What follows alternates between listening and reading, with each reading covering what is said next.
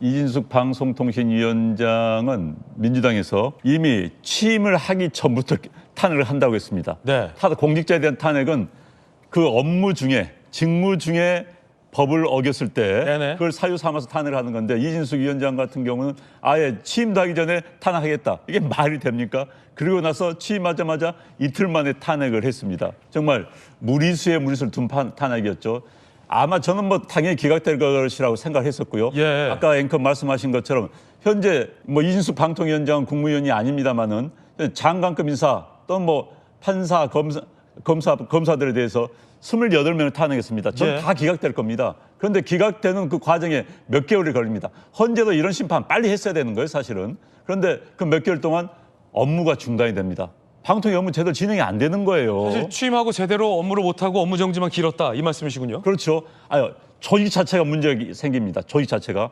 방송통신위원회가 굉장히 시달렸습니다. 전임 위원장들은 탄핵을 야당에서 겁박을 하고 협박을 하니까 사표를 내고 나갔습니다. 예. 이진숙 위원장은 사표를 내지 않고 버텼습니다.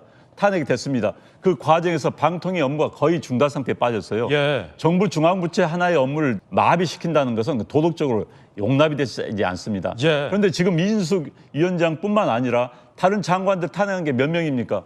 민주당의 이 과도한 권한 행사, 이건 대한민국 헌정 질서를 마비시키는 거예요. 이거야말로 사실 극단적인 표현 쓰면은 국가의 국헌을 문란시키는 겁니다. 네. 그래서 저는 그리고 또 하나 지금 말씀드린 것은 탄핵 사유로 굳이 따지고 한다면 이진숙 방송통신위원장의 2인 직무체제가 타당한 거에 대해서는 논란의 소지는 분명히 있어요. 예. 그러면 다른 국무위원들에 대해서는 논란의 소지가 거의 없습니다. 어거지 중에 어거지입니다. 탄핵 사유가.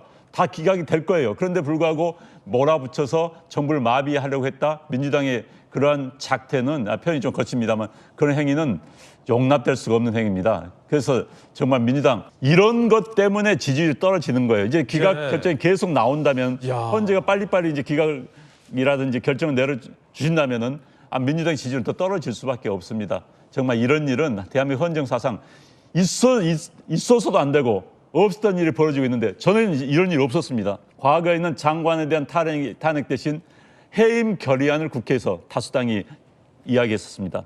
그냥 대통령에게 해임하십시오. 국민 여론이 안 좋습니다. 이 수준이었는데 이제는 탄핵을 마구 날려버린 겁니다. 네. 그런데 칼도 저렇게 쓰면요 본인이 다칩니다. 민주당이 지금 그 꼴을 당하고 있는 겁니다.